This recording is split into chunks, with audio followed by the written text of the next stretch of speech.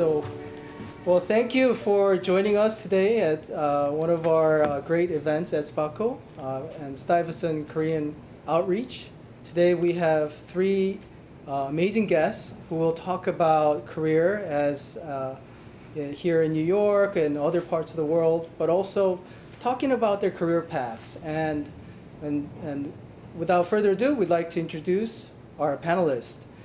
First is our Richard Park, who will be talking about his career path. He is the founder of CityMD and continues to be very active in the investment as well as the healthcare industries. Would you all welcome Richard Park?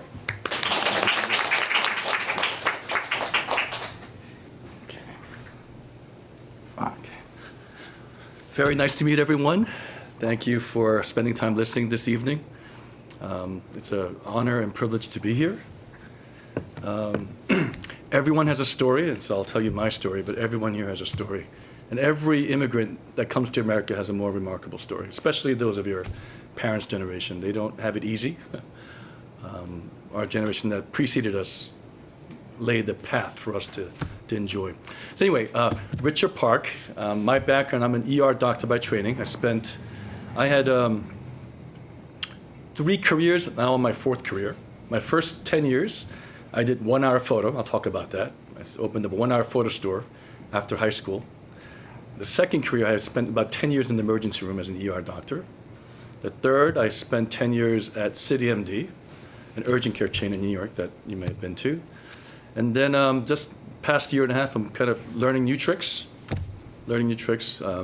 Ascend Capital Partners, we're what we call mid-market private equity fund investing in healthcare services.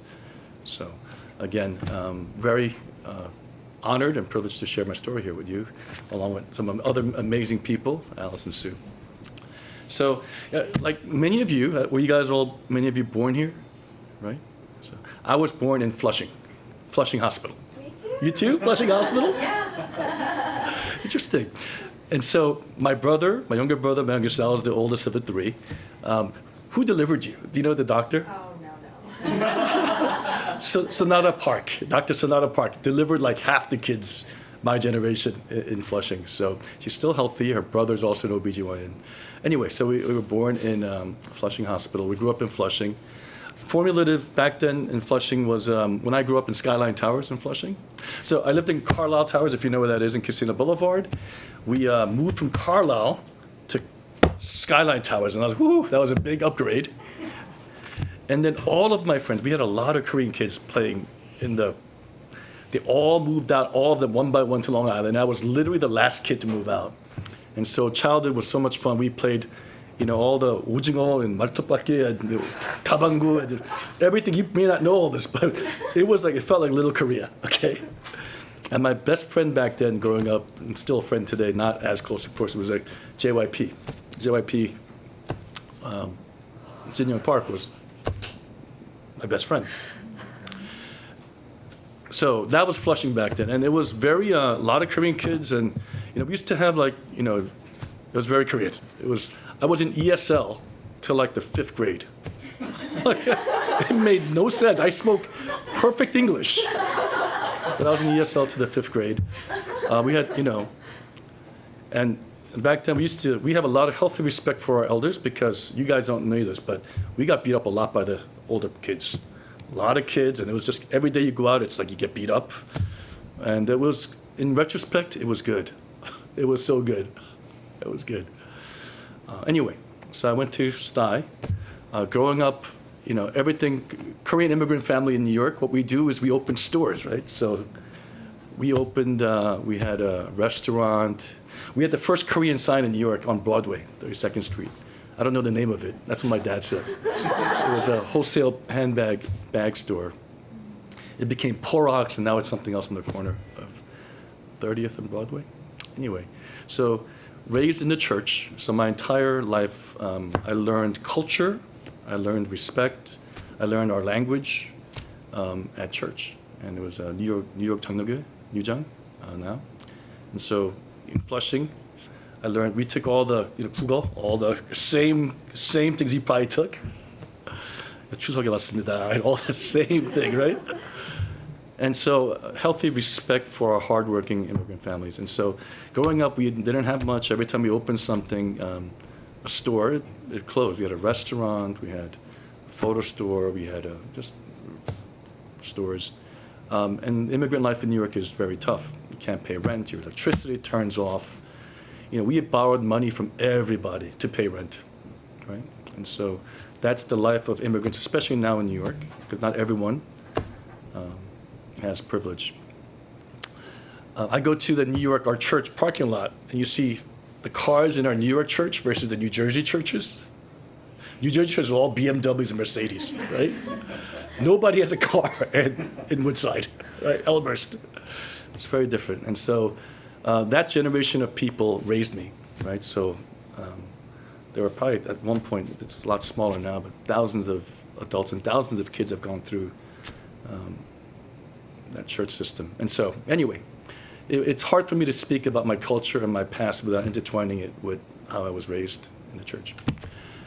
I went to Stuyesant, graduated Stuyesant. I didn't go to school right away because I couldn't afford college. So I decided to open up a one-hour photo store. If those of you that lived in Flushing, a long time ago, there was one of my Hyungs, Ted, I don't know, it's Ted Kang. He had a one-hour photo store called Photo Lab Plus. It was successful. We had 3 locations, right? And so I worked there, thinking, I work here, I'm going to open up a one-hour photo store, because that's what you did in 1990, and then it'll pay for college. And so I ended up doing that, and it did terribly, right? I couldn't leave it, you couldn't sell it, you couldn't get rid of it. I spent a year there, and I ended up working there till medical school. Could never deal, I couldn't get out of it.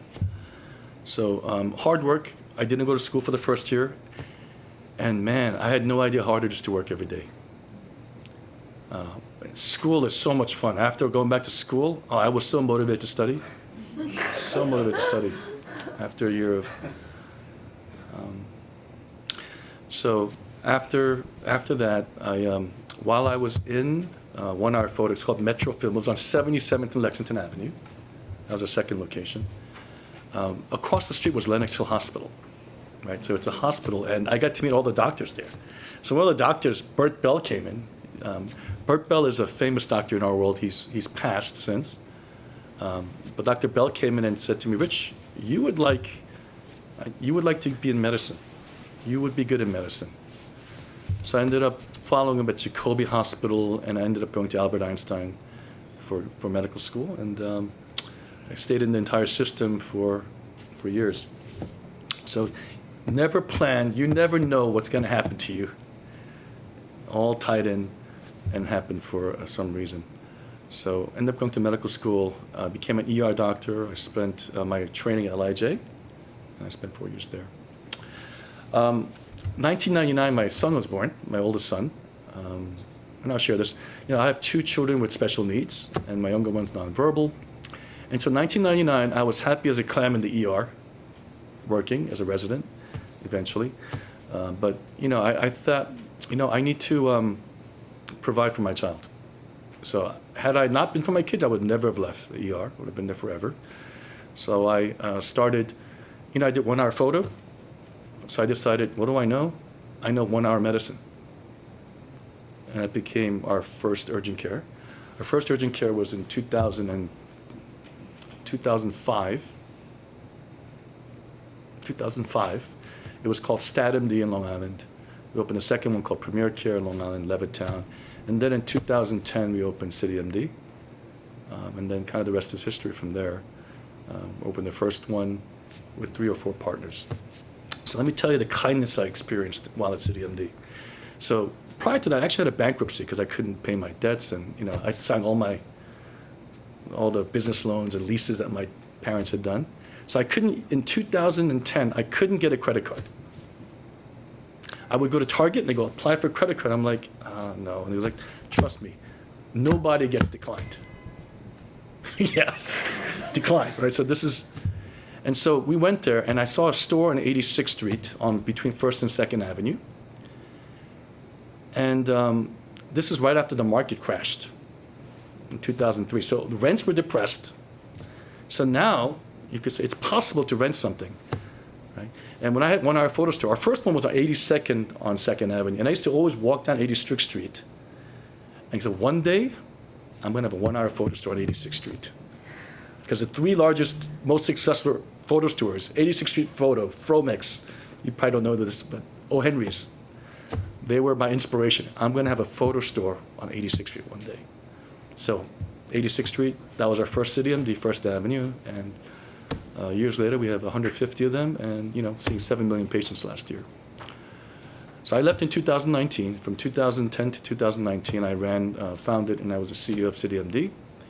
We merged in 2019 with another large practice called Summit Health in New Jersey. They were a 100-year-old practice. We were a 100-month-old. We merged the two. And I left and met my good friend Insan to found Ascend Partners. Now, my friend Insan was the head of global healthcare and retail at Warburg Pincus. We were college friends. And he left. We both left at the same time. Our mission at Ascend is to serve vulnerable populations. So we invest in physician groups, practices caring for the poor and the elderly and the marginalized. And so today, we've invested in a large practice in the Bronx called Essen Medical. They serve African American Hispanics, 300 physicians. The second practice is called Render. Render serves Asians, it serves Chinese. Render is actually Korean indok, 덕이 된다.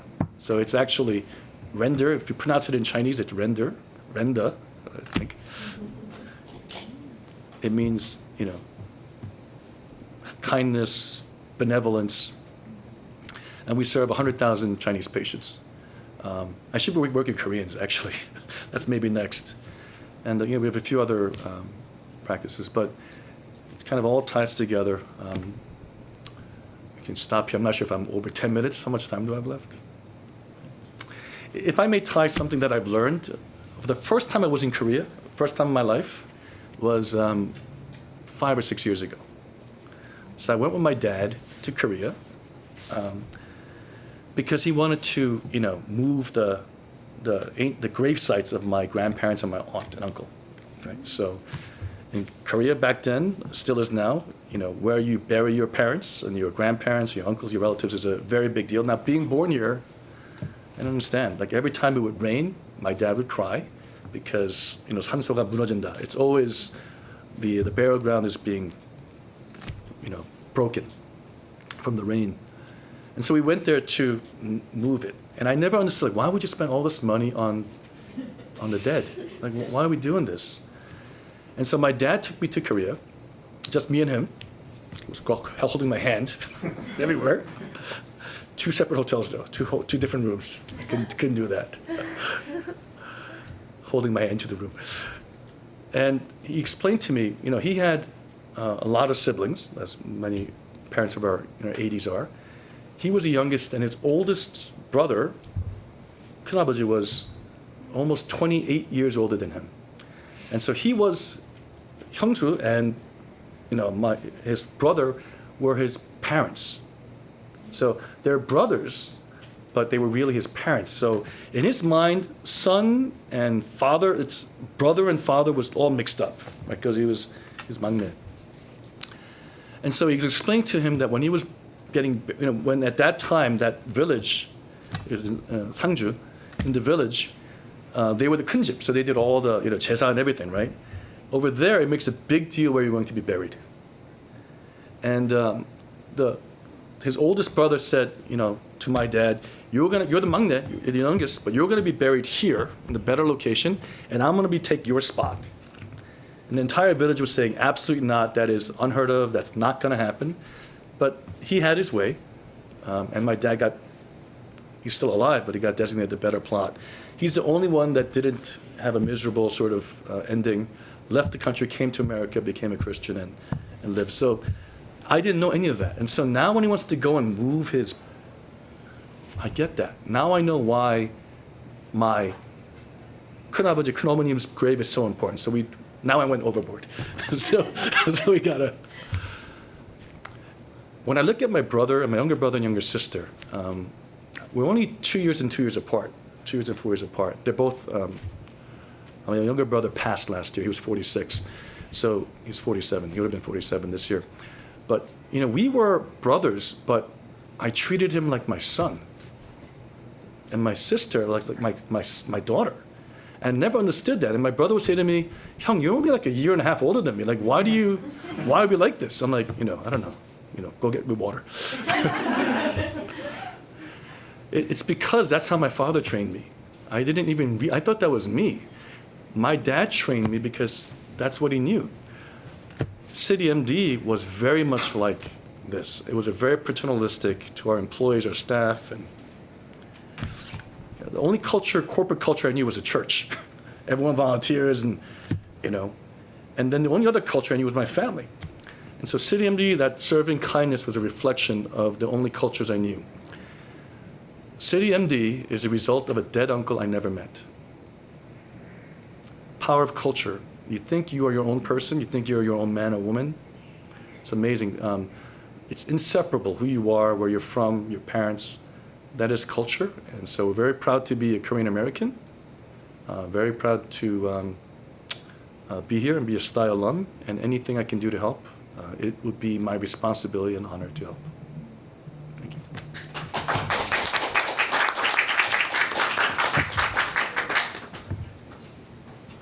Hi, my name is Alice. I'm class of 1998. After Stuyesant, I went to Dartmouth. So back when we were growing up, we were only allowed to apply to 7 schools. So they capped us at Stuyesant because the guidance counselors didn't want to write so many recommendations.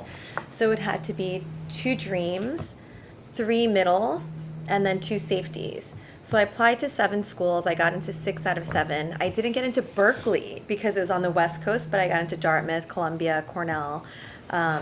Anyway, I know, crazy, right? So I had an older sister who also went to Stuyesant. She was 2 years older, and she went to Wellesley, and my parents were immigrants, and they were paying full tuition for her. So for me, being so close in age, they said, you're going to the school where they give you the most scholarship. Dartmouth is a liberal arts school, but they're very rich. So they gave me 75% scholarship, so that's where I was going. It was between that and Cornell Hotel. I wanted to go into hotel, but going back to what our parents think, they were scared for a young woman to go into the hotel business. They were like, we don't want you to become a mistress working late nights at the front desk. I'm like, I don't think that's the way it is, but whatever the case, I went to a liberal arts school, went to Dartmouth. It's interesting, just to backtrack a little bit, just on myself. I grew up in Bayside, Queens. I was born in Flushing, same Flushing Hospital, but moved to Bayside in first grade, and I went to Catholic school. So I was the only Asian in the entire school. So our class was 60 per grade, and I was the only Asian. So it was like a weird dynamic. My parents didn't speak English well, so I faced a lot of racism. Wanted to be white for the long time, and it was like all this, like, it was just crazy. And then I go to Stuyvesant, and it's over 50% Asian, so I'm like, oh my gosh, this is so crazy too. Fast forward, I go to Dartmouth, it's all white again. So I'm like, what is happening? Because back then, I graduated in 2002, it was about 4% were minorities at Dartmouth. Anyway, I say this to say it's shaped who I am as a person, even in my careers, which I'll go into. So I was a good girl, followed what my parents wanted me to do. So they're like either doctor, lawyer, or finance. So I became an investment banker out of college. I worked at a company called Bear Stearns, which is no longer. So I was an investment banking M&A analyst there for 3 years. I know we'll talk about it in our Q&A, but I worked 100 hours a week for 3 years, every single weekend. I still lived at home with my parents, but once they saw that, I think they felt badly for me, and their hearts softened a little bit to say, we want you to be happy. Like, this is no life, right? So they ended up supporting my career. Then after 3 years of my analyst program, I became an assistant buyer. So I started from the beginning again, from the bottom, as an assistant buyer at Victoria's Secret, and then I went to Prada as a buyer. Then I moved my way up to Diane von Furstenberg, which is a private company, but she's married to Barry Diller, who's a billionaire, founder of IAC Interactive Corp that owns Match.com, Expedia, and a couple of other companies. And then I went to Shopbop, which is owned by Amazon. So it's a designer multi-brand. So we carry everything from Canada Goose, Jimmy Choo, all the way down to Sam Edelman Circus. And then I had an epiphany working for these big companies at very high positions, making great money, but I was not happy. I felt like I was a cog in a wheel. And as an Asian female, I just knew that I couldn't be the next Jeff Bezos or Diane von Furstenberg. Like, they wouldn't give me that position. So I realized, you know what? I have to create my own path. And I saw this huge white space, which is myself. And I know this is a Korean community, so it's a little conservative, but I don't have a typical Asian body type. So I am bigger than most Asians. Like I'm not like a skinny 95-pound person. I'm curvaceous naturally. So I couldn't find clothes that fit me. So even as an investment banker, when I had to wear button-downs and suit jackets, they wouldn't close over my chest. Even being in fashion for 20 years, working at these couture designer companies, I'm a size 0 or 2. I still couldn't find clothes that fit me. So I was like, this is crazy. The more research that I did, I learned that the average bra size in America is a 34 double D. And there are over 20 million women who are not plus size, like me, that fall into this demographic. So I just created a space for myself. I worked on my company for 2 years, but this is after 20 years of being in fashion, right? So I felt finally confident to say I have the experience behind me. I have the knowledge. Now I need to start a company. So I started it 2 years ago, but launched only a year ago. So I'm on my entrepreneurial journey as a solo founder, self-funded. I haven't raised yet. Broke 6 figures very quickly. And I'm looking to build my team and company, but I want to be the next Spanx. So hopefully you guys, we will be working together one day, right? Because there's just, I started with, and I had to pivot because I launched during COVID. So when we say you can't decide your future, you really can't. I never wanted to be an entrepreneur. When I think back to what my parents went through, back then, they're in their 70s now. They immigrated in the 70s here. Being an entrepreneur was looked down upon. Because you couldn't speak the language, you had no other choice but to build your own path because you couldn't get hired in an American company. Now, I actually think your biggest opportunities are being an entrepreneur, creating a path that hasn't been found before, right? And that's exactly what you ended up doing. You created something that didn't exist. A 1-hour doctor, like what? That's crazy, unheard of, but it's so important and needed. And same thing, I have customers telling me that they canceled their breast reduction surgery. I mean, that brought tears to my eyes. And then last week, another woman wrote a testimony saying she finally, in her 40s, feels confident about herself, that she doesn't have to stuff herself into, weird clothes or feel, wear baggy clothes that makes her look bigger than she is. And she said, I want to teach my daughter to radiate self-love and feel worthy and beautiful. So, it's crazy. I was interviewed on Access Hollywood last year, and they sprung a question on me that I wasn't prepared for. They said, what would you tell your younger self? And I could even cry like right now talking about it. But I didn't have the self-confidence because I was made fun of. Being Gen X, you were body shamed, right? If you weren't what they expected you to be. So I said, I would tell my younger self that you're beautiful and you're worthy and you're loved, right? It's like so close to my heart that I ended up, wanting to empower other women and give them resources that they didn't have before.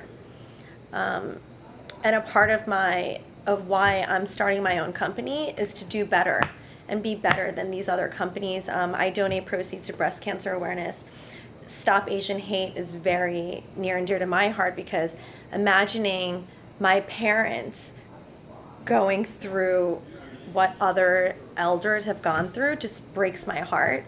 So I donate, I have a capsule collection where I donate 100% of the proceeds to Heart of Dinner. So it's actually in Chinatown, and they focus specifically on elderly, feeding meals to the people with food insecurity. Yes, they were on the Wall Street Journal, Ellen DeGeneres show, so I partnered with them. I stalked them. I emailed them, Instagrammed them, called them, and I was like, how can I help? And then there is an actress named Lindsay Price who's half Korean. She was in Lipstick Jungle, 90210. She found me on Instagram, so we partnered together to donate money to them. And since COVID, they have provided over 100,000 meals to elderly East Asians, Korean, Chinese, Japanese, and that's specifically in New York City, but they're branching out to the West Coast. And I'm creating a fund for first and second generation female founders to give them $50,000 to start their business, because I think that's at least the minimum money you need to start a business and to achieve your next milestone.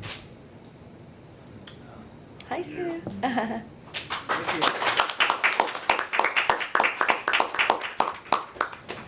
Okay, I could do this test here. Tell us your career story. So my name is Soo Kim, and or Soo Hyung Kim, but I've always just gone by Soo because it's too hard to say Soo Hyung for most people. So it's kind of so it's I grew up with two girls' names, right, Soo and Kim, which has been made for interesting pathway in growing up in the States here. After college, I just wanted to work on Wall Street. Like sometime during college, I said, I want to work on Wall Street, whatever that was, whatever that meant. I was like, I'm going to do that. Going down to Stuyesant, I was living in Whitestone at the time. I would see, people wearing suits and going to, to the office, and I said, whatever they're doing, I want to do that. Which is funny because I'm not wearing the suit right now, but but I just said I want to wear a suit and go to work. Whatever that is, I want to do that because I didn't want to do whatever we'd been doing. Like my dad was a doctor, but it wasn't like we were like super successful or anything like that. It was sort of a tough road, being a new immigrant doctor in the States. So so I knew I didn't want to do that, and so I just wanted to work and make a living, and I thought that would be I want to do business, whatever that meant. Of course, my parents hated that idea. They're like, "What is that?" At least get a law degree,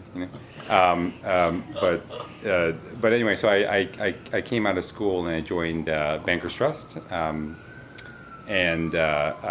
sort of strange. It was a strange journey. So I got into Princeton, so I got lucky and got into Princeton, and there it was sort of easy, in retrospect. I mean, you just you made up a resume and you put it in a box and people called you. It's like, wow, it's so easy, And so I had a lot of interviews and I was doing terribly, like literally every single one I got rejected, until I got a job with a company called BlackRock, which at the time it just was getting started, so it was a tiny little company, less than 100 people. And actually, when I went into the interview, I thought it was Blackstone. So I was like, I started talking to this guy, and I'm like, what is BlackRock? I thought this was Blackstone. And the guy was like, oh, no, this is BlackRock. I'm like, okay. He goes, but we get that a lot. I'm like, great, So because I wasn't nervous about it, because I wasn't nervous about where I was, interviewing the name, I didn't actually want this job, because obviously I didn't know what the company does, Plus I made a fool of myself not even knowing what it was. So I was for the first time I was sort of relaxed about it, and lo and behold, he's like, oh, I really like you. I want you to come to the city. I'm like, really? It's like, okay, well, whatever. I mean, it's so anyway, I got an offer there, which then actually was interesting because after I got an offer there, all of a sudden, every other place gave me an offer.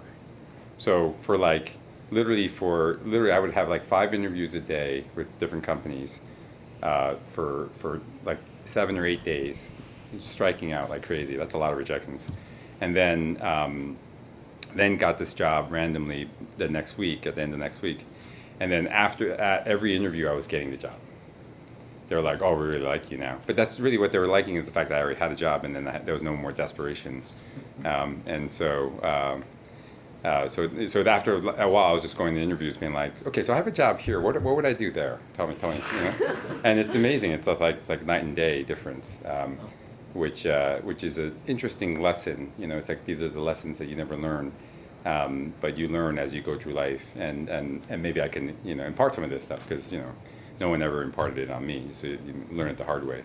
But anyway, so after interviewing a bunch of places, I ended up taking a job at Bankers Trust, which at the time wasn't really, it had sort of seen its best days, but the job I thought was interesting. It was a job in investment management, doing like credit analysis, working for a fund.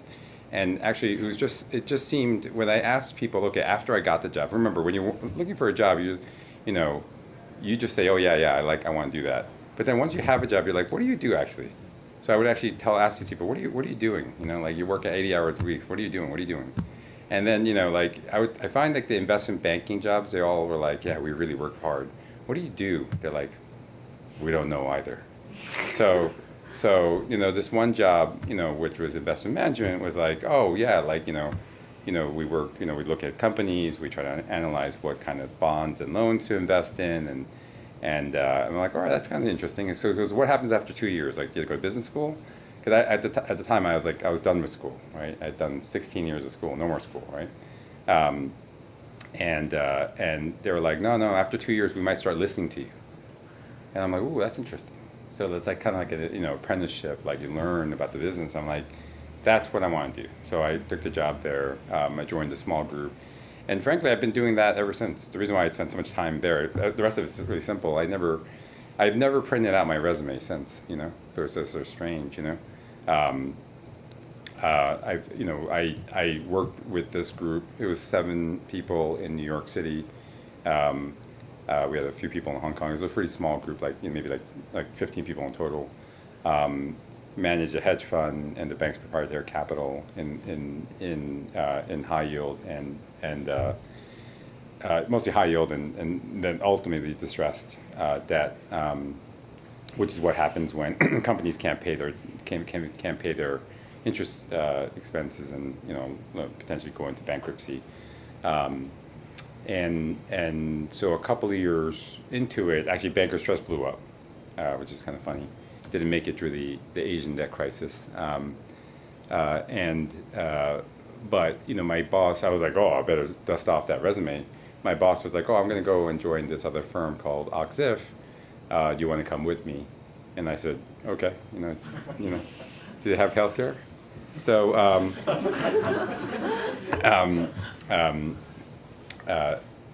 which is funny because like now everyone's like healthcare is so important, but like we never had healthcare growing up. It wasn't even a thing, right? It's like whatever. Like it's just funny that like the people are like, "Oh, it's like a human right." I'm like, what? What's that? What is that? I didn't have healthcare until I got to college. Anyway, I was like, "Wow, you can go to the health center here?" Anyway, it's funny because my dad's a doctor, but you actually don't. That means you don't have actually health care, by the way. That means you get 2 aspirins and you sleep it off. So anyway, I joined Oxif, which was at the time sort of an up and coming hedge fund. Actually, ultimately became the largest hedge fund in the world for a period of time, and then flamed out, and horrible things happened after. But I was long gone when the horrible things happened. I was right in the beginning. So I got lucky there too. Had a good run. Was there for almost 6 years, and then that same boss said, "Hey, let's go off and start our own company." And so I did that with him for 1 more year, and then realized it wasn't exactly what I wanted. So I left, and then I took a year and a half off. Actually, I didn't think I was going to work again. I was 31. I finally had made, more money than I thought I needed. Everyone, like when you start your career, you sort of have a number in your head, like, if I make that much money, I'm done, And then I actually hit that number when I was like 26, I got sort of lucky, And it was like, and so I just kept going for a while. But then, after a while, I just sort of felt a little like empty, right? So when my boss, after having worked for them for almost 9 years, he accused me of some kind of sedition, which is funny because I keep telling people like, look, if I come after you, like, you'll know it, like, you won't have to guess, But he got angry at me for something, and I was just like, you know what, I quit. It was like a Jerry Maguire moment. I never even saw the movie, but I just like walked out, and it was funny because I was the number 2 partner, but I think it hit me at a point where I just turned 30. I had a midlife crisis, which I find that it was not at 30, it's at 40 or something, but I had it at 30. Because again, all my life I'd been working to create some measure of safety around me. It was just an uncertain life the whole life through, and then you work so hard, and then you feel like you have resources to create safety for yourself and your family and your loved ones. And then what, right? Like, and then you're like, well, now I just have no time. I have some money, but now I have no time. When I was a kid, I had a lot of time, no money, and then you hit a point where you have no time or money, and then you have money but no time, and then you're like, I have time and money, So it's funny. It's like a quadrant, You want to end up in the upper left, not lower right. And so I guess the other way around. So it was sort of an interesting journey. But I ended up, I was a partner in the business. So I had this long non-compete. But I actually, wasn't even sure I was going to come back. I spent 6 months off, and then I was like 12 months off. I almost didn't come back, but a couple of things happened. One is people were asking me to come back. It's a strange, I always tell people, how do you, when people ask me how do I decide to start my own firm, I said, look, this is not that hard. Like, you start your own firm when people stuff money in your pocket, they make you want to do it, so then you do it. Like, it's really hard to just hang a shingle and says, hey guys, give me money, it's not how it works. Like, it's very hard. You start when you you can be successful. It's like there's a certain now everyone's advice on that is different. I wouldn't, but at least in the investment management business, it's not like you can just hang a shingle and say, hey, investors, please send me money. That's not how it works, But I had made enough of a reputation and name for myself in the deals that I'd done for the 9 years prior that people who knew who I was, even though I worked for somebody else and I worked in other firms, people were like, oh, I know that guy. Like, he's done some interesting things. I want to back his play. And so I think and it's very interesting in life. I was given a piece of advice long ago when I came out of school, that you need to be known for something to make a living at it, So you got to be good at something, whatever that happens to be, which is interesting because that's not the Asian American way, right? Like, the Asian American way is go get a license. They can't take that away from you. Get legal degree, accounting or something. It's not really like in the broader world of capitalism, finance. Like, you get paid to solve somebody's solution for a single thing, and you bet but if you do that, you have to be good at it and known for it, and one of the few people that are good at that. So you should try to build a level of expertise and a reputation for that, because that's important. It's how you make a living. So I do troubled company turnarounds, bankruptcies, reorganizations. I've done a lot of it. I've done it for 25 years. It's all I know. I grew up in the industry when there was very few people operating in it. So it's a small world. I know everyone in there, and so. Yeah, so people kept asking me, hey, when are you gonna come back? I frankly came back, because I felt like, for whatever reason, my life arc didn't end at 30, that there was a reason why whatever I did, I had to, go through the journey, and now I had, these resources, but that was just also just a step. And there's something more to my arc, and it wasn't quite fulfilled yet. So so I said, all right, I'll go get back into it. And you know, I have a talent for doing this. I might as well use that talent and keep seeing where that takes me. So that was 15 years ago. I started this firm, and yeah, it's, you know, still doing interesting things every day. So it's been a fun journey. So I don't know, is that 10 minutes? That's okay.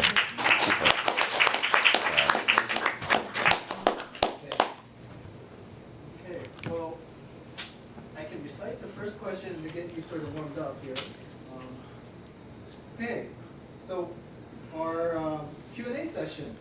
Our first question is, how did you find your passion and vision?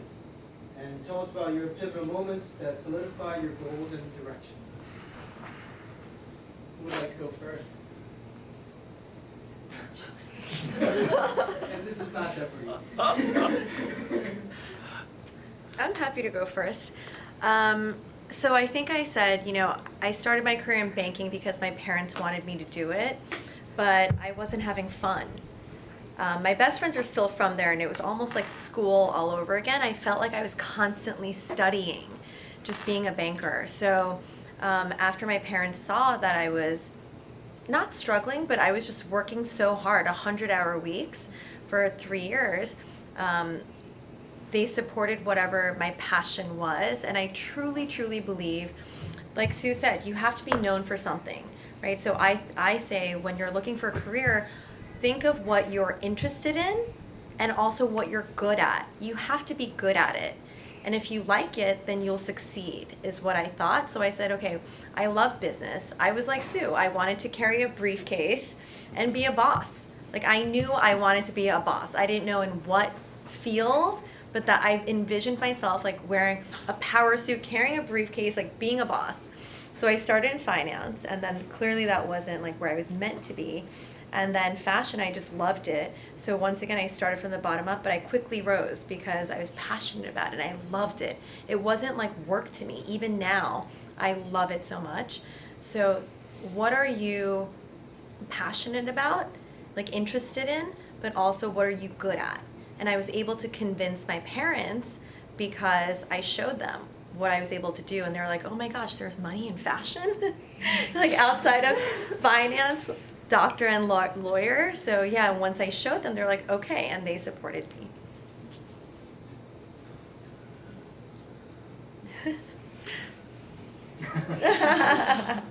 So I'll speak. I don't know if I ever have that eureka moment. Things just kind of happen to me. I'm not.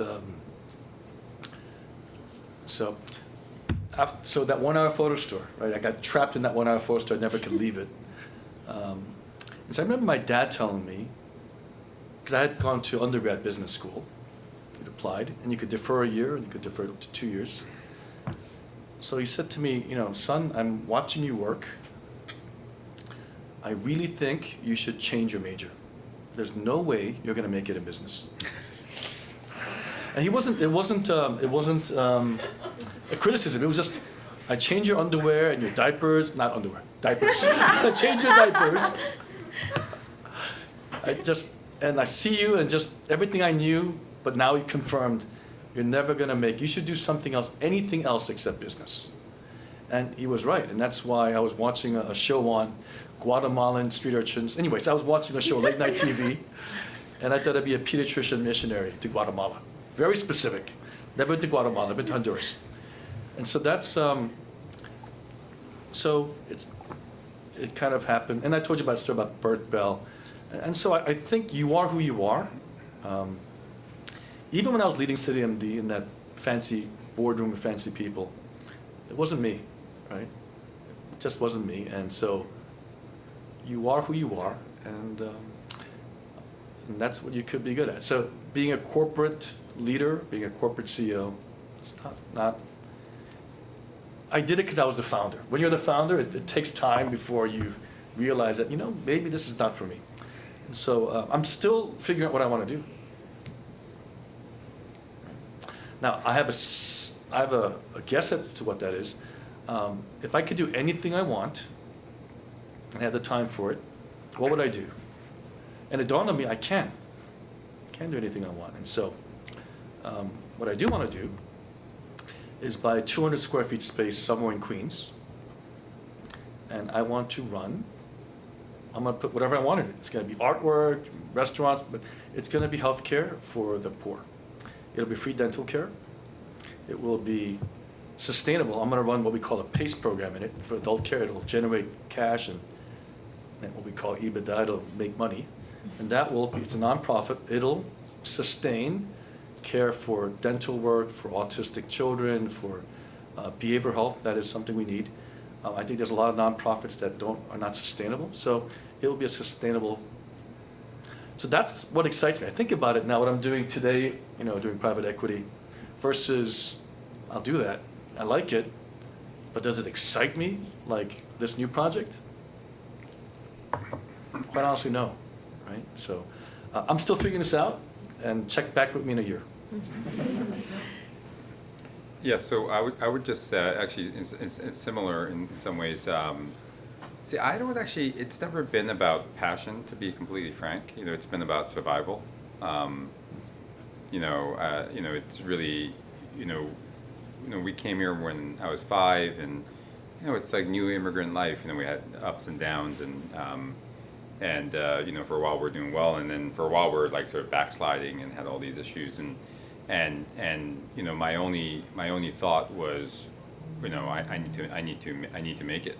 I need to make a living, because I'm not going to be able to rely on my parents. And so we sort of ran out of money.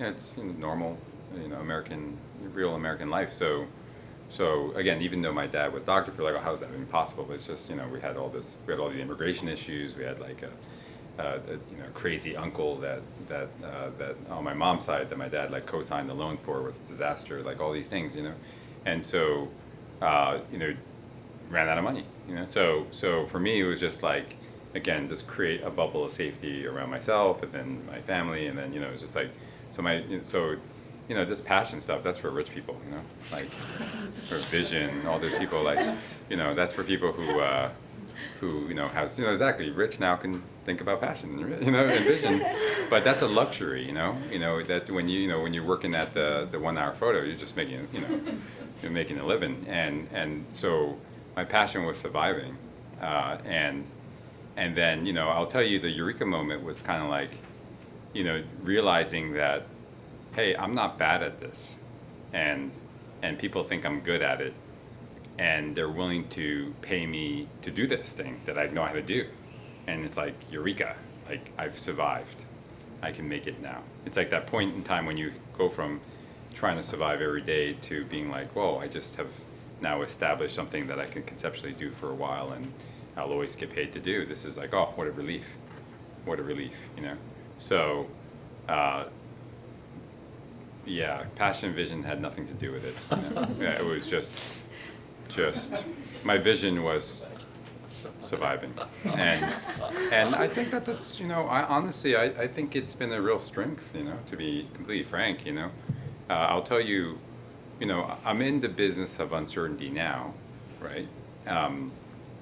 But I've trained for it all my life, so like my life was uncertain from the day, I've come a long way from when I used to go to my grandfather's farm and poop in his outhouse and have to keep my mouth closed. I actually had to feel like I would back then wear a mask so the flies wouldn't fly into your mouth, and so it's you just I moved every 2 years in Queens, so I've lived like in 6 different places in Queens. Like that's not normal, but at the time it was like totally normal. Of course you move every other year. That's what we do. And so each time you have to meet new friends and deal with new schools and all this stuff, and sometimes you get beat up, sometimes you beat people up. I think it's just like it's a journey. It's a journey, But it's all a journey to survive. So now professionally, it's very interesting because I'll tell you, a lot of people you don't understand how good you have it. So this generation are like, they're kind of like, oh shit, it's so messed up, But you're like, dude, you don't have anything bad. Like, when you have nothing bad, then you worry about stuff, about like passion and stuff, But to me, when you have to like make a living, you don't worry about passion, you worry about making a living. And so to me, the nice thing is I've lived through a good bit of anguish and turmoil, so that now, when I go into anguish and turmoil professionally, I do it. I do it on purpose, right? I enter into difficult situations, and all the other people in the room are like, "Oh man, this is so awful," and for me, I'm like, "Not so bad." In fact, I don't feel anything. I feel nothing. It's like I have no. It's like having no anxiety, no stage fright, no. I don't feel any. I literally feel nothing. It's like ice cold, and it's really useful because very important business decisions. People feel like their lives are on the line, and you're just like, so what,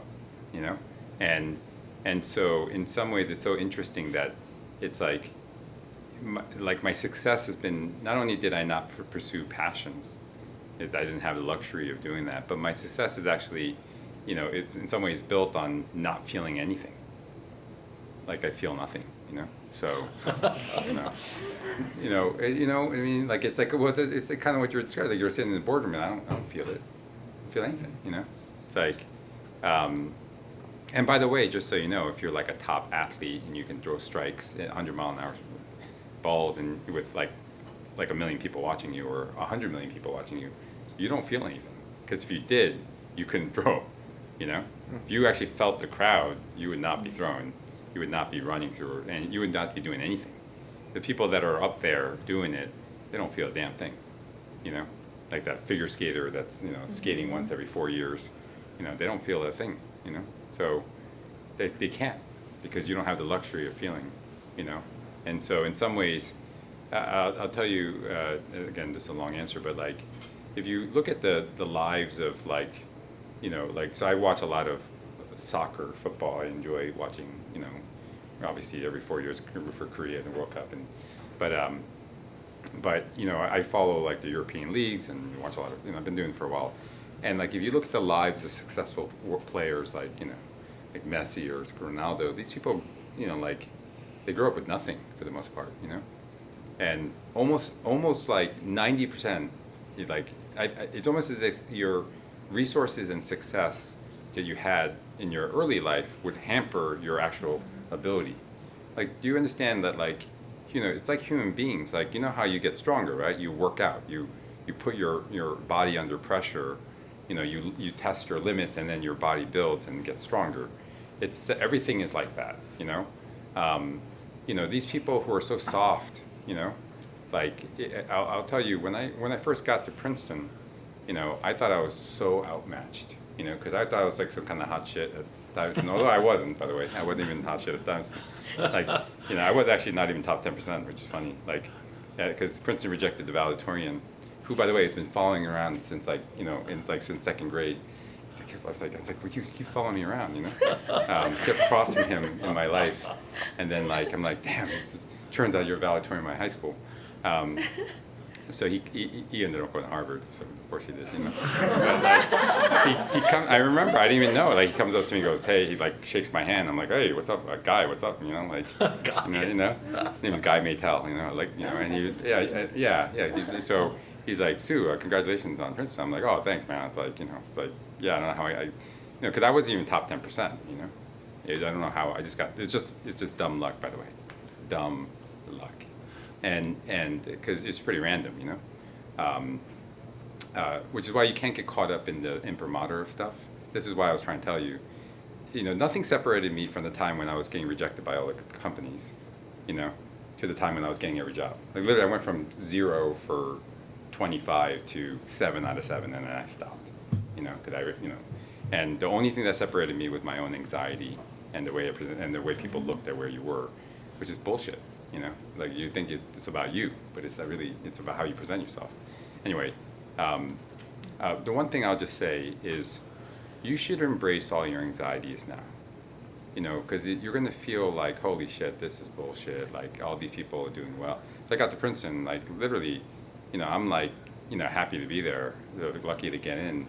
And there were people there that, they knew they were going to come since they're the age of 2, because their grandfather was there, their father was there. They had no anxiety. They felt no anxiety. And I'm like, how could you be here and feel no anxiety? I'm like, I'm happy to be here. I don't want to get kicked out. You guys are acting like driving around golf carts and cracking shit up. And they just like consequence free. They're like, oh, what's the big deal, man? Like I did this at Deerfield too, you know? Like, but I'll tell you, interesting. So at first I was like, oh my God, I'm like, how did I hang with these guys? You know, these people, it's like, they live their lives with no anxiety. They're doing, you know, they own it. And you know, and I didn't, you know, I had nothing, you know, I don't have anything, you know? Can't call my uncle for a job in Merrill Lynch, you know? But guess what? All those people don't amount to a dog shit, you know? Like, because, you know, without the training, you know, without all the tools, all the advantages, that only gets you on first base. I mean, it gets you on actually home plate. And you gotta swing, you gotta, but at some point, you gotta be able to perform. And I'll tell you, you know, our lives, and I will use the, you know, because I know the Stuyvesant life, I know it, trust me, I know it well. And I respect it, and we're all part of the same chain and the same family. You know, our lives are an amazing asset, which you don't even understand yet, you know, because you'll be able to draw upon this strength, you know, of having resisted and fought and struggled, you know, that the average person in America doesn't feel, you know, and you have to understand that is great training for when you get out there, because you know, you'll see these, you know, people are just crazy. It's like, you can't handle any level of stress, you know. They grew up all their lives getting ribbons for shit, for nothing. And you will kill them. And when you have a chance, you will just kill them. Sorry, to use such harsh words. But again, it was just survival for me, you know. It was just survival. So, I mean, you could see, you know, like I don't mince it, you know, like it was, that's what it was. I wouldn't say that in a, you know, in open company, but I think everyone in this room understands what that means. You know, like, you understand. I don't have to say it. I think it's fair to say that pressure is still on. It's pretty much the same, sustained. Yes, we're actually linked by that. Trust me, I wouldn't be involved with Stuyvesant if I thought the school was so different that it didn't, you know, 'cause remember, I care about the school because it's the same school that it was. You know, the names and faces have changed, but the purpose that it serves, which is this amazing, rare, fair tool of social mobility, is like just so awesome and needs to be protected for Americans, not just Korean Americans, but all Americans. Again, great insight. I think. Maybe cover a couple more questions here. One of them was, maybe we could focus on the Asian American factor a little bit. How was it for you back then? And what do you think the factor can be harnessed in current society in terms of being an Asian American in America, having this kind of environment?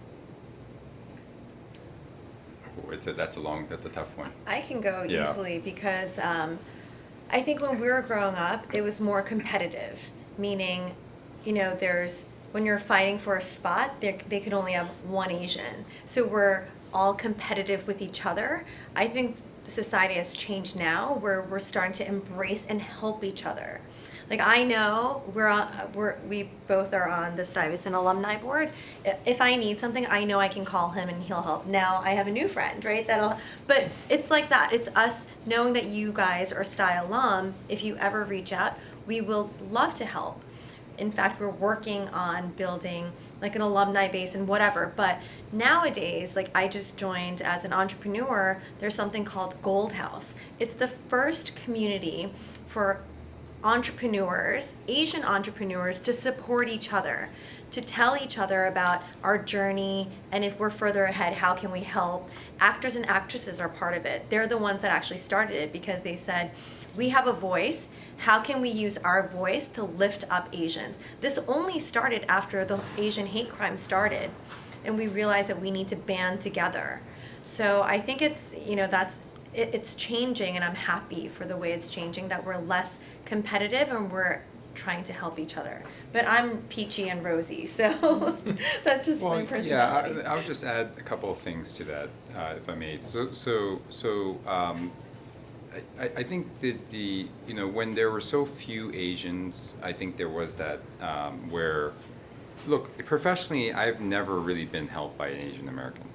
It was just, partly because we were sort of part of that first generation, and there weren't anyone to help us. And actually, sometimes you saw another Asian like sort of running with you parallel, but they were kind of like they're trying to trip you up in a way because and actually it's funny. I've spoken to my black friends, and they've gone through the same thing a little bit earlier. But like if you saw a black guy in the boardroom, right? He would actually actively be like suspicious of other young black guys coming up because they'd be like, "Hey, I'm the black guy in the boardroom. Like, I don't need you to be the black guy." And it's a thing in the community that, like, it's not necessarily solidarity because you have some common cultural thing. It's not necessarily at all. So, Koreans, it's like Korea, and you go to Korea, it's like, we love to find differences, even though we're literally like 99.999. We might all actually be related. Look, all our last name's Kim, Kim and Park Lee, So like, I think we all are related, but we still like to find all these differences, and there's that phrase that like if your cousin buys land, your belly hurts, Like it's a certain, there's a certain, you see, the older generation laughs, the younger generation doesn't even understand what I'm saying, but it's true. It's a thing, Look, now we're part of this broader movement, right? So now, like, we're, minorities are getting together and saying that we have this joint interest, but that's true and not true too, okay? And that's actually sort of it's been sort of an interesting journey that, I always find that, like, even though I actually absolutely look, I support everyone, to be completely frank. I've been helped by mostly white folks, along the way, like just the reality of things. So I don't feel like it's been that bad for me, just for what it's worth. I actually believe in minority empowerment, like collectively. So I try to help all minorities, not just Asians, But at the but at the same time, it's like kind of weird, like I do feel a certain more solidarity with the Asian experience, and especially the Asian immigrant experience, So I try to watch out for our interests in that sense because they're not the same, Look, if there's quotas for how many Asians there are for things, we shouldn't accept that, like we shouldn't say, well, in the spirit of minorityism, we should just take one and sit down. That's like kind of fucked up, like why should we say so? So that's why it's kind of like, I don't know. There's a lot of layers to that.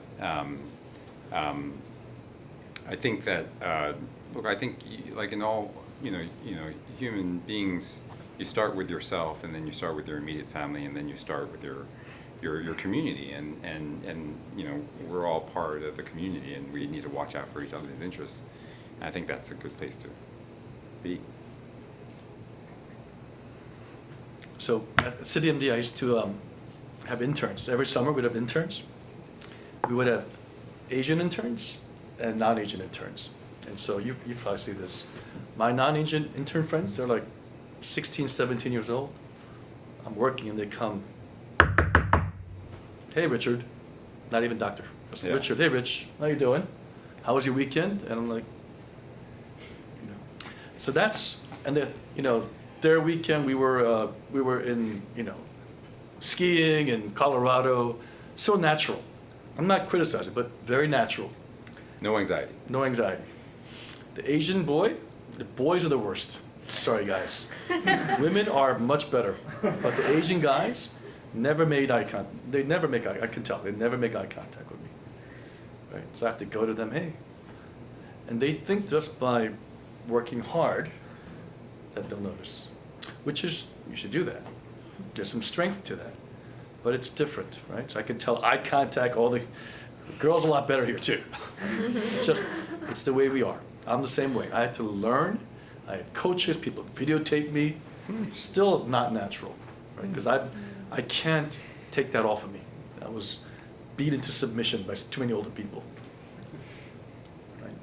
So that's something that you have to speak your mind. Speak your mind, have a voice. Don't be arrogant, but like I see you guys do it, right? It's so natural. It's not typical of our generation. We are second-class citizens. We feel like it. We don't self-advocate. So do that. Learn that it's important. One last story. You know, Asian guys in particular, I have this thing with it. So they come in for a job interview. I go, okay, how much do you want? What's your salary? And you know, one time some guy said to me, whatever you want. Okay, I had to yell at him. I said, no. Okay, you go home. You email me what you want. Wrong answer. And so, but it's not. I was like that, right? It's the same. It's our deferentialness, which is important, which is good for society. It's good. It's our way. We're not going to change who we are, but be aware and cognizant of it. He still didn't email me. I had to call him. We hired him. His name is Byung. He's with us forever. But you know, just self-advocacy is important. Not arrogance, not overstepping, but be appropriate, know your worth. And I speak to myself as much as I'm speaking to you, because I still struggle with that to this day. I'd like to add to that. I completely agree. So, although I was born here, it's just in our nature, right? How we were raised. So, even in some of my companies, I was the quiet Asian one. I mean, I'm really not quiet, but, you know, compared to others in the room, I was quieter than them. My division was the highest grossing revenue. I got paid a fraction of what this other woman got because she was always tooting herself. I did this, I did that. And it was a little too much, but my whole point is there's a fine line, but I didn't self-advocate enough. I ended up leaving the company, but I just didn't get that respect or the rewards, even if I was doing better work, right? Because I didn't play the game and advocate for myself. So I think that's incredible advice.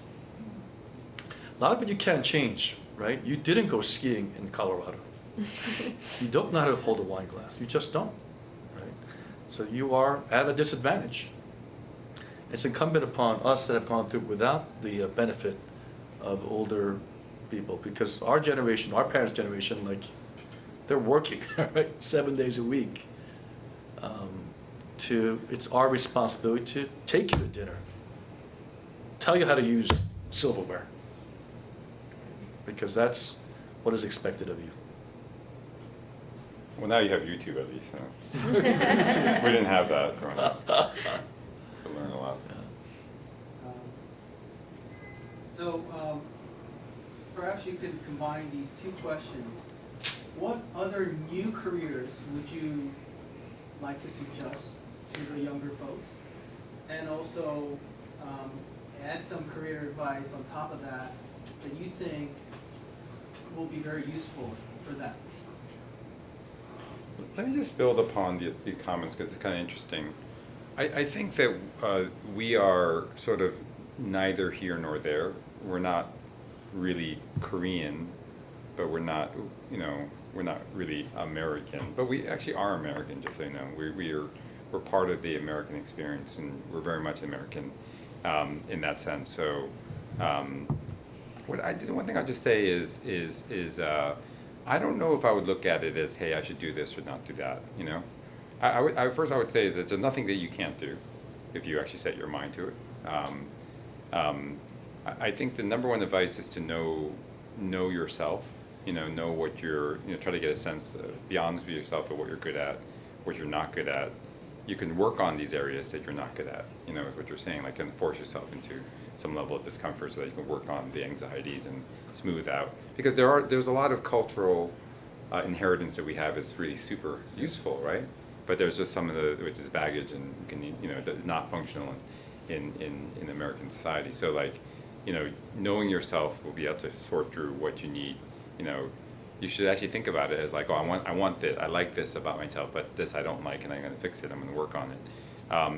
I think if you're honest about yourself and what you're good at, what you're not good at, and also improving yourself constantly, then, again, if you then set yourself on, knowing myself, I'm gonna do something that I can get done, and I could be successful at it. I think that could be anything.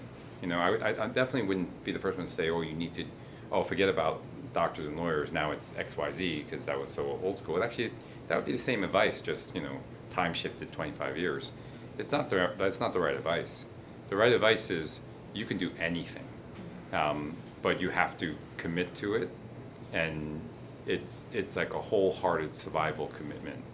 Whether you want to be an actor, like I used to think like, oh, people want to be actors, like that's some crazy shit, like, but like people like Telly Yeah. get it done, and you're like, dang, good for you, like, it was just awesome to see, and until you see it done, you're like, oh, that's some crazy stuff, that's not for us, but I wouldn't actually have that attitude, that's like, there's nothing that's not for us. I actually just start with that. Interesting. So when I was growing up, I wanted to be a surgeon. I wanted to be a general surgeon. I chose ER as a second follow-up because surgery, I'd have to work so many more years, more training, and then you have to do fellowships. So the reason why is, when we were growing up, and it could be still the same for you, I don't know how much degrees of freedom you have, but my concern as a kid growing up was I was the oldest son, how do I take care of my parents? Because they have no pension, right? You are the pension. And so at least for us, limited to a few things, didn't have the freedom. So when you're growing up as an immigrant, same story for everybody. You always have your parents who have no pension. We owe money to everybody. There's always one relative, brother or sister that has trouble. And so that, we have realities, whether real or not, couldn't become, if I had to do anything I want, I would probably been a landscape designer or interior fashion designer. Interior, whatever, I don't know what that is. Interior design, if I could pick anything in my life, but I couldn't. So I think there are some realities to that. At the same time, your parents want you to be very best, so they don't want to have you feel encumbered by them. You may or not, it might be your next generation. It's my kids' generation would have had that freedom. I don't know what I'm speaking to, it's an observation, kind of our personal experiences. Do you guys have any questions for us while we're here? What was the hardest moments in your career? If you could think of one. For me, I hate managing people. I think that's the hardest job. Different personalities, understanding your strengths and weaknesses and how you deliver and how the other person takes it. Because it's, what do they say? Like the love languages, right? Like, yeah, everyone is different. Like to me, it could be, I don't know, whatever it is, like acts of kindness, and somebody else may like gifts. So it's just understanding and managing to bring out the best in my team is so hard. That's been, that I continue to struggle with that. In some ways I don't remember, like, it's like I'm blessed with like mouse memory when it comes to, terrible things, so you don't linger on it. Again, you go through the moments where you think you're a failure and not good at what you do. And look, I've been in the markets for 25 years. It's a harsh way to make a living. Every day, you're told you're right or wrong.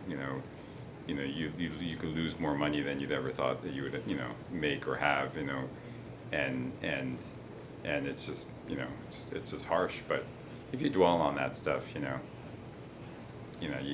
not gonna. It's not gonna. Your best days are ahead, and it all doesn't matter. The funny thing is that one of the things that actually is the easiest thing is it doesn't actually matter. The sun comes up,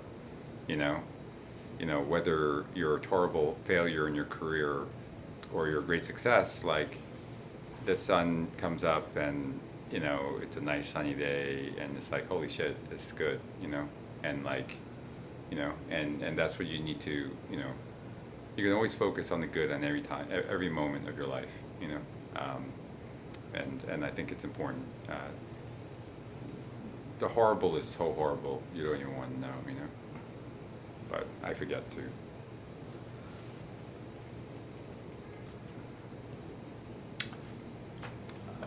Much like Sue here, I don't have a lot of bad memories. So when money's involved, betrayal sometimes happens. And so if I had to say if there's one thing, maybe, friends who we thought were friends, you never know until you know. So, but that's another lesson for another day. That's life. Right, you never know how things really are until you expose people to super high highs and super low lows. Both, not just, you know, you need to see somebody at both extremes. And that's when you really know who that person is and how your relationship with that person. You got to show them at the highs and show them at the lows. And it's interesting because you might also get like people that are pretty good like most of the time, but then sometimes they're just horrible and you're like, ooh, you know. You don't ever know until you've experienced the whole panoply. It's actually interesting because actually a lot of my friends, I'm still friends with a lot of people I grew up with at Stuyesant. You know, I don't like, you know, I've never forgotten, you know, and you know, we went through a lot of high highs and low lows together. So it's like those friendships are deep, you know, and again, it goes back to these experiences that you're like, holy shit, life is tough, and it's like, you know, it's so hard. You're gonna look back and be like, it's like fine wine, you know. You start with sour grapes, you know. It's like, wow, I'm glad I went through that.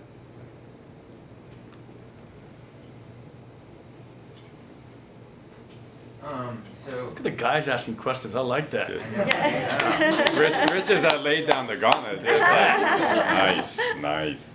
So we talked about this a little bit, but like both professionally and unprofessionally, how have you tried to like balance your Asian identity with your American identity, and has that been like a challenge?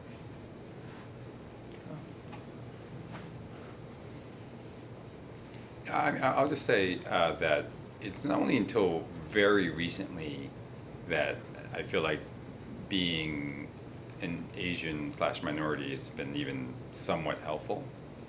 It like, you know, it was just sort of like tolerated, you know.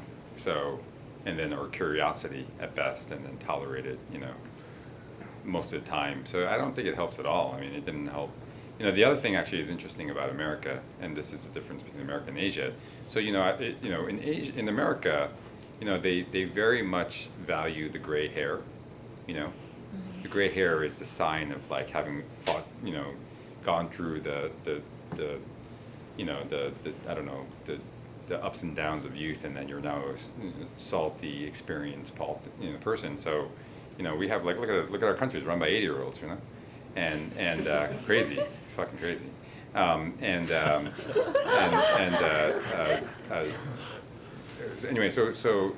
but in America, I mean, Asians look young, right? So it was, I mean, if you look young anyway, you know, like literally I would do meetings and people are like, who's this kid here? You know, I look 5 years younger than I actually was, you know, so, I mean, you know, so I was like, oh my God, like it hurts you because it's hard. It was like, it's horrible because it's like, you know, it just, you know, people are like, they just don't take you seriously, you know, until you fire them, and then it's like, oh, shit, like, you're firing me, you know, like, sorry, man, that's the breaks, you know, but like, it was kind of like, it's very hard to be taken seriously because externally, like, it's just like, it's like you don't, you know, you're invisible, which actually has been sort of useful in some ways, because really. Frankly, is really Asian males are generally invisible. So it's like, which is useful for me because people don't take me seriously until it's too late, you know, too late for them. So it's kind of Crouching tiger, hidden agenda. Something like that. Yeah, but it's like it's just funny. It's like, you know, it's like, and I actually love being underestimated because it just allows you to, you know, get a lot done, you know, if you actually can use that. Again, you have to know, self-awareness is the number one superpower, you know, knowing what your strengths are, what your weaknesses are, how people perceive you. It's like, that's the number one, you know, you have to know yourself, you know.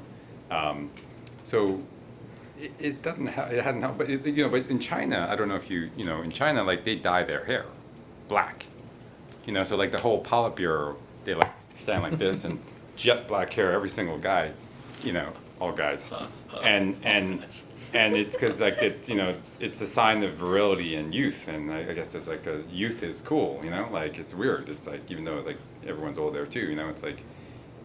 So America's different. Like here you need gray hair for people to take seriously. In China, they dye their hair black to look young and viral, which is funny because if you ever fall from grace and you get kicked out of the party, the first thing they make you do is you're not allowed to dye your hair anymore. So it looks like you aged 30 years. When you show up in court, you look horrible, but not because they got beaten, because you probably got beaten too. But like you have no, but your hair is now like. It's like that's Your hands don't work. You can't dye your hair. Yeah. No, they don't. They say they don't allow it. So it's just so funny culturally. It's like hilarious. It's like completely different. But again, I observe these things because I'm always thinking about where I am. I'm always thinking about like safety. Like I grew up in the shadow of getting mugged. It's so funny. Like people are like, "Oh, New York City is getting so dangerous." I'm like, this isn't shit. Like when I was going to Stuyvesant, like we had to. Like you couldn't walk from Union Square to Stuyvesant, which is on First Avenue, because on Third Avenue was Washington Irving, and it was a bad school, and like the kids would like literally run out in bandanas and try to mug you, because you could tell who was from Stuyvesant, So like, it was tough, and it's just like you should watch like the old like late 70s movies on New York City. Like Death Wish or like Fort Apache, the Bronx. You should really watch that stuff because then you look through this stuff, you're like, this ain't shit, like things are so good now, like your subways are clean, so it was just anyway, it's okay, I agree with him professionally. I look younger than my age. So he was shocked about the year that I graduated. But so I always had to, everyone's like, oh, she's some 20-year-old. What does she know? Right. So I always have to say my age or like how many years of experience I have just to prove to them that I'm not some young 20-year-old that wants to be in fashion, right? Like everybody. So yeah, I always had to prove myself and say, no, I'm actually in my 40s. I do have the experience and the intelligence, and yeah, so it was a detriment, but now that I'm older, I'm like, no, I want to look younger. So personally, I'm happy about it. Yeah. Professionally, it was always proving myself more.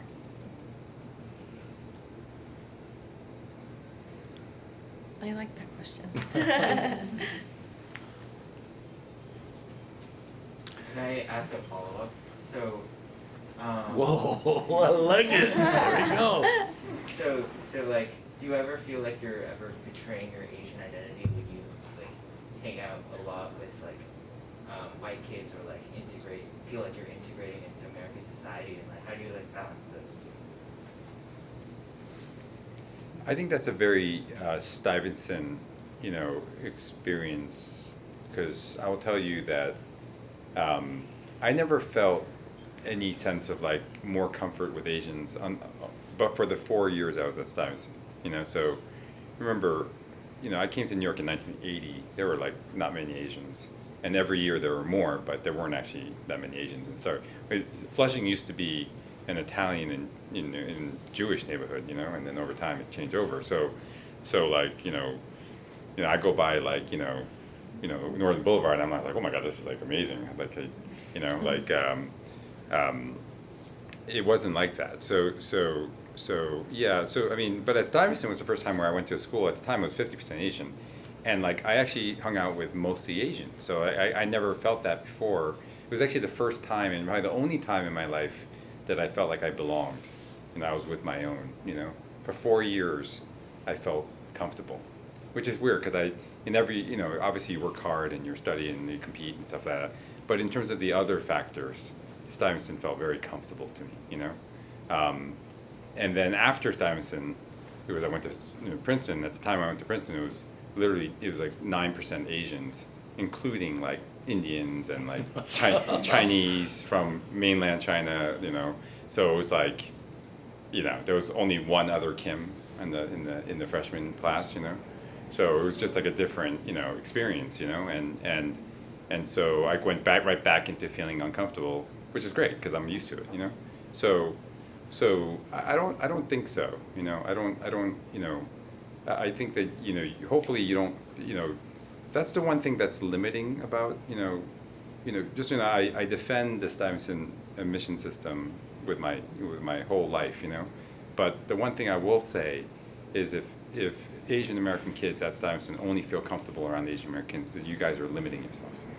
That you're limiting yourself. You know, you're betraying the opportunity that you have in America to be part of this wonderful, you know, melting pot. I think you need to take the strengths of our, again, cultural inheritance without taking the weaknesses. You know, you can choose. You don't have to listen to everything your parents say. What's your name? Eugene? Eugene. I'm gonna look you up in 10 years. Let's see if you're married to a Smith or something. Watch. You'll be surprised.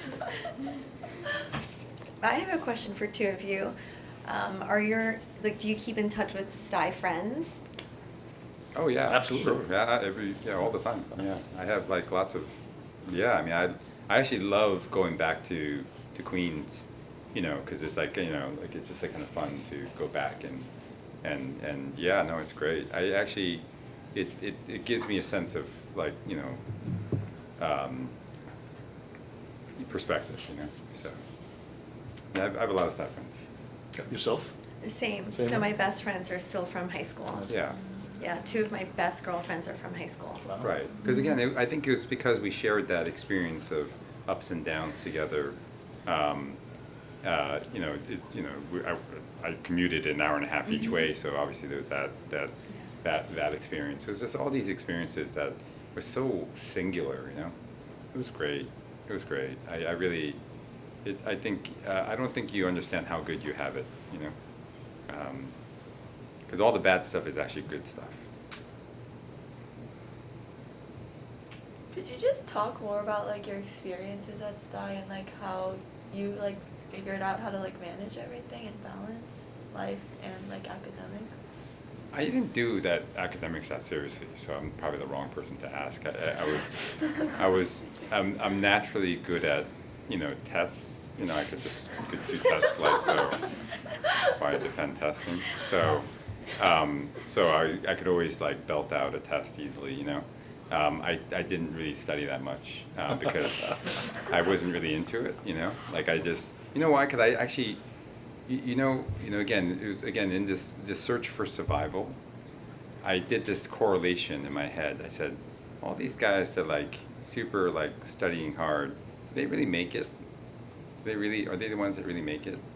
And I kind of like quickly realized it probably wasn't correlated. So I said, something else is what makes you make it, whatever making it actually is. But it's not just studying hard. So it's something else, you know? You see what I'm saying? Like it was almost like I knew it wasn't the answer. Like I knew my parents weren't right, you know? Parents like, seriously. It was like, look, you know, like, you know, I used to, you know, because again, my dad had a very difficult career. It's not really like natural, culturally, language, all this stuff, and immigration issues, all this stuff, you know. But like, so I used to think he was a total failure, you know. Like my dad's like, oh, it's a failure, you know. He's like, and he didn't go. He went to Chanam, you know, National University, like, which is in Gwangju. Our family's from Jeollabuk-do, which is, you know, southwest Korea. And I just assumed that he didn't make it into, you know, because people were like, oh, did he go to, you know, Seouldae, you know, Koreaday, or Hyundai, you know, and I was like, no, none of those, you know. And I was like, oh, my dad's like, you know, it's like kind of, but, you know, he actually, it turned out, I didn't know this until much later in my life, that he was like scored second in the province, you know. He could have gone, you know. But at the time, you know, Gwangju was only a 4-hour bus and Seoul was an 8-hour bus, so it was like, you know, it was just stay closer to home, you know, and that's how it was, you know. The Cholla folks sort of stayed closer, you know. They didn't all go to Seoul, you know, and that's how it was, you know. So that just proved my point that just like studying didn't do anything. So I hate to say it, but studying didn't do anything. Like academics, like. But he I- still went to Princeton, everyone. So. No, I did well enough at school. Like it's actually funny. I was the lowest average so back in the day, so you think you guys are so competitive and stuff, but back in our day, we used to publish the college issue of the Spectator. Okay? Yeah, so the mystical college issue, which means that you saw every school ranked by how many people applied from Stuyvesant, how many people got in, what the lowest GPA and SAT was accepted, and the highest GPA and SAT that was rejected. So I was the lowest accepted. And our year, it was literally, because the next year, the Princeton had and by the way, when I went to Princeton, there was like only 4 people got in a year. It was just like Princeton was sort of in the bad place with Stuyvesant, which I was been trying to work on that, and now we send like 16 kids, so that's great, but like back in my day when you sent like 3 or 4 kids, which I didn't even know what the issue was, I found out later, it was all these Stuyvesant kids putting Princeton and Harvard, but going to Harvard instead of Princeton, and so Princeton said, fuck, we're not taking any more Stuyvesant kids unless, Princeton views themselves as a peer, and it's not like it's not 1, 2, 3 in America, right? So we're number 1. So it was sort of like we didn't, so that's why. So it took a while for Stuyvesant to get that across to the Stuyvesant community and make a difference. But anyway, yeah, it was. I lost my train of thought. What was it? Did you Yeah. study hard? Oh yeah, How it was. did you balance? Well, it literally was. I just did enough. I got, and so my year was 94 average, which I had. And 99 average, which the valedictorian had, So it was like, people are like, I'm applying to Princeton, like I joke around. I probably launched like so many people to try because they were like, I got better than 94 average, Sue's not anything, Like, how are the grades now? It's not on a 100 scale? No, they are. They're probably still the same. It's still to the 100th, right? I was in 94 spot 23. I still remember. But I'm a numbers guy. I remember numbers. So I don't remember bad memories, but I remember numbers. So and it was just like lowest average accepted. So so yeah, in terms of balancing stuff, I'm honestly like, it doesn't matter that much. So maybe that's like, it's the same thing. By the way, we're not talking about college, but it's times. I mean, so we have to talk about college a little bit, but like. It's even more competitive now than it was when I was there. But the reason why I got into Stuyvesant, I'm Princeton now, I realize, is not because of my academics. My academics were good enough, because I was the captain of the Frisbee team, and like the co-captain of fencing, and I evidenced leadership, and I didn't even know that. But they were like, oh, here's a poor kid from Queens that's also a leader. We'll take him, And you understand that like, at the time it was 1,400 kids a year, now it's probably like 1,800 kids a year. But it's like casting a Hollywood film. Okay, college is like, no, this is how it is, okay? This is how it is. For an elite school, they can fill their class over 20 different permutations, not the same kids, okay? They can fill it over 10 times over with all valedictorians and not the same kids, okay? So think about that. So, 10 times over, 25 times over, not the same kids. It's a Hollywood script, okay? Who's gonna be Han Solo? Who's gonna be Luke Skywalker? Who's gonna be, the little Ewok, And they literally are like, okay, I can see this person being the arts person who's also like, into, this thing or that thing. And you have to play a role. You see what I'm saying? It's not the studious Asian person, because let me tell you, there aren't a lot of roles for that. It's going to be, the 1,500 seats here, what role are you going to play? So here's the question for you. What role are you playing at school? And again, you have to answer yourself. It's the same thing as real life, by the way. This is a practice in real life.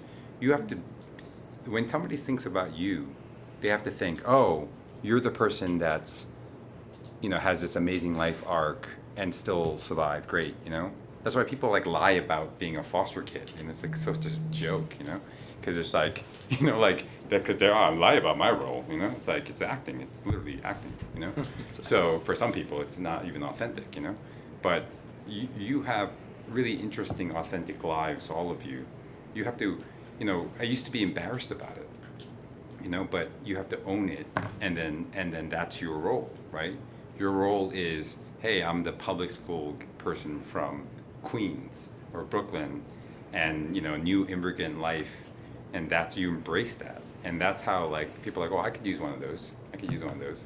It's not just the color of your skin, and actually, it's actually the role that you. It's not that at all, actually. In the end, it's the role that you will play in this 1500. Oh, we're creating this idyllic paradise, you know, which is a joke, by the way, but whatever, you know, if you want to get into school, this is what, you know, so school is not about grades. I don't even, like, you don't, you know, like, literally, your grades don't matter. I hate to say it, but it's like, you literally hit a certain point, which is actually a lot lower than you think as a Stuyvesant kid, like, they don't matter. The only thing that matters after that is what role do you play, you know? And that's the, you know, so my advice to kids, and I try to give to as early as possible, is pick a role.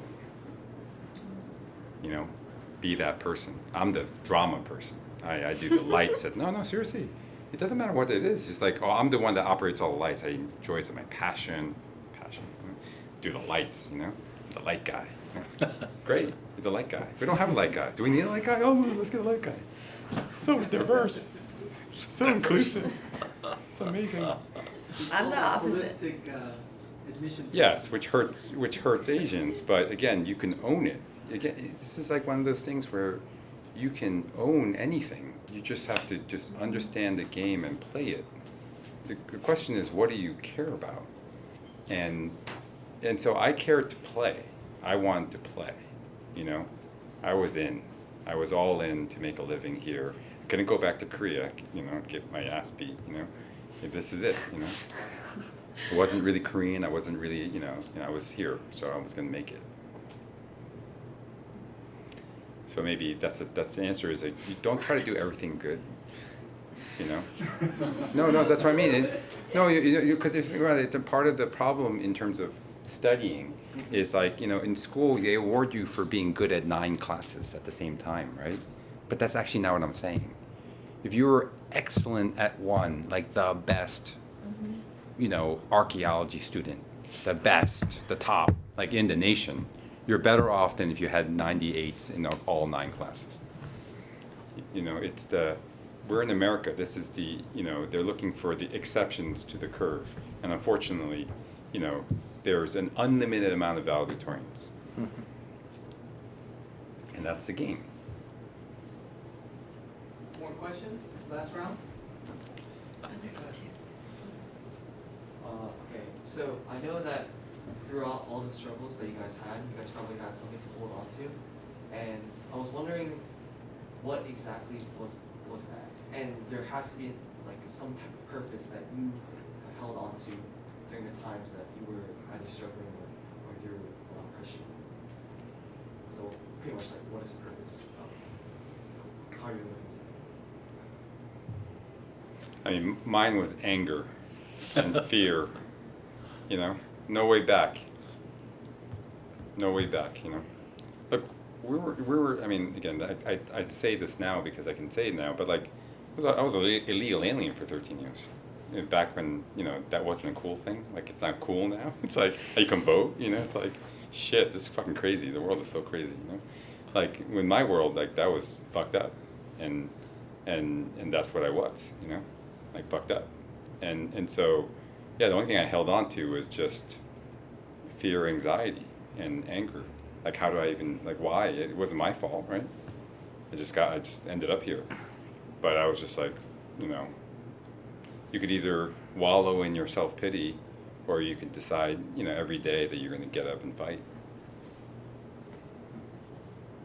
I'll take a stab at that. So it's your worldview. Everyone has a worldview, whether you know it or not. And so what I gravitate toward is my faith. And so I'll go there, right? As a Christian, I do believe the world was made perfect. I also believe that every part of it's fallen. You, me, everyone. So nobody's all good, nobody's all bad. But history is hurtling toward restoration. So it's a religious thing, not cool to talk about in general, but that is actually my worldview. The worldview is it's about love, grace, and forgiveness. Now, when you have that worldview, it's not always about winning. The world would say, if a basketball team, the weak one, get rid of him, cut him. You have to win. That's not me. Now, that is me. Actually, okay? I wish it weren't, but because we're all a little bit, but the real worldview, if you, which I do subscribe to, it's about restoration. And it will be perfect one day again. And you don't have to win everything, and you don't have to have every dollar on the table, win every bet, win every dollar. You can leave some on the table, or all of it, or you could lose. Sometimes you're better off losing. So in that sense, I don't have the anxiety. It's okay. On my best day, on my worst day, I'm a nervous wreck. But if you, that is my true north.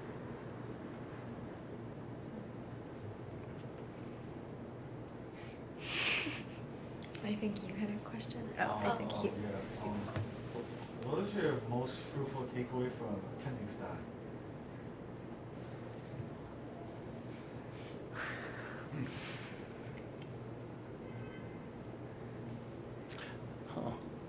I mean, I again, for me, it was the one time in my life where I felt like I belonged. Like I didn't feel like an outsider, you know, where I was amongst my own in terms of other kids, and not just Asian kids, but like all kids at Stuyvesant were in the same position, you know. We're all, you know, because remember, the rich don't send their kids to Stuyvesant, you know, so it was like, you know, some, but not very few, you know. Yeah. It was just, so we were all in the same boat, and it was just a journey. And we're all, you know, it was very comforting actually that there were a lot of us, and we're all wonderfully weird in our own way, and it was great, you know. It was just, I really enjoyed it. It was a very idyllic time in my life where I felt like I belonged. Like, cause you know, just so you know, as I go through Wall Street, I never felt like I belonged. You know, I used that discomfort and anxiety to my benefit. You know, I don't show it, but I just, you know, punch right through, and it's my lack of belonging that allows me to get certain things done. You know, it's a strength of mine now that it used to be a weakness. But at Stuyvesant, I felt really comfortable, you know. But I'll just add to that, which is, you know, one of the reasons why I wanted to attend Princeton is because I actually felt that comfort was stifling, you know. Like I was so comfortable at Stuyvesant that I almost felt like I knew that this wasn't real life, you know, and that I wasn't ready for real life, whatever that was. My sister we went to Columbia, you know, Barnard, and you know, and it was like a sort of an extension of Stuyvesant. I remember visiting her there and be like, I'm not going to go to a school with a lot of Asians in the city, because I did that in high school. It was fun, it was comfortable, but I better get ready for America again, you know. And so, you know, I applied to Princeton, Rice, and Duke, you know, like, you know, when I looked in the catalog, which had the lowest Asian populations, you know. And so I seeked it out. I seeked out the discomfort, you know, because I was like, you know, I knew that I wasn't training myself for reality just yet. So anyway, it was great. I loved it. I felt very comfortable and very welcome. I think for me, if I had to place myself at Stuyvesant, I think I was below the average intelligence. Honestly, I'm not just saying that. And so what it forced me to do is work hard. Like I was the exact opposite of Sue. My only goal in life was to go to Harvard. My only goal. And I worked really hard. And I didn't go there, right? But, you know, if I had to take away in retrospect, if I had gone to another school versus Stuyvesant, would I have had that same sharpening, as uncomfortable as it was? Maybe not. Probably not. And so for those of us that are behind on the second half of the curve, and my entire life I've been an overachiever punching above my weight class. And so that attitude is the edge that, if you're not superhuman, you need it. I love Stuyvesant because I think what Sue said and what I shared. I went to an elementary school that was all white. I went to college that was all white. So Stuyvesant was this like weird place, but it helped me grow my confidence. So I was Miss Everything in high school. Like I was yearbook, I was student union, I was volleyball, I was cheerleading. So it really helped me find myself and shine. And then it was like the pillar of who I am now. So that's why I go back to Sty and why I'm still involved, because it shaped who I am. It's not the reality, but it became my reality. And I found myself there. Well, with that, I think Well, sure, one more question? Yeah. Yeah, sorry. Yeah, one more, This yes. is kind of directed towards you, and I know you kind of touched up upon it, but you talked about how you realized that you were kind of unhappy in like your corporate or big company jobs, and for me at least, like successfulness or something would foster happiness. So I was wondering like how you kind of differentiated like real enjoying your job versus like being successful. So I think a lot of people equate success with money. Yeah. So money was there, but it was the people that were surrounding me. So whether they're competitive or not so nice, and there's so many ways to make money, but I wanted to operate differently, right? I think a lot of what Rich says, it's like heart and soul, and he wants to be a good person and help others. I was in investment banking, finance, and fashion. Banking is really hard and everyone's super competitive. Fashion is bitchy and catty. And I was like, oh, I can't do this anymore. Like, I'm here making a lot of, but I don't want that. Like, I felt like it like sucked the soul out of me. And I was like, I want to do this, but better and in a nice way, and show that it's not Devil Wears Prada all the time. And yes, that's a movie, but a lot of it's based on truth. It's stereotypes, right? So yeah, I just, after a certain age, I'm like, where do I go from here? Was sort of that, and it was like a lot of soul searching, and not to bring in God, but I found God in the last 3 years. So I discovered, I grew up Catholic, then lost my way, and between job, relationships, I own my home, things were like awry. So I was like, what do I have left? And someone asked, what do I hold on to? I was like, I don't know. Like, I feel like I've achieved, but like, what else is there? And I was searching and searching, and then I found God. One of my Stuyvesant friends invited me to church. I thought it was so boring. Tribeca Rooftop, where we're having our Sty Gala. Everyone come, May 24th. But yeah, and I think it was just finding my purpose. And I'll be honest, and I know this is like a little whatever, but I was always known as the girl with big boobs, the Asian girl with big boobs in high school. That was my reputation. Guess what I'm doing now? I'm founded a company, right? Making money, empowering other women, normalizing it. It's a body part that a man, a woman, everybody has. Why should we be squeamish about it? But it was. So I just, yeah, it was just, so I'm different, whereas it was my passion. I feel that was my calling. Awesome. Yeah, I think we did go over time, but with your generosity, we were able to have an amazing conversation. Thank you for that. Can we do a round of applause?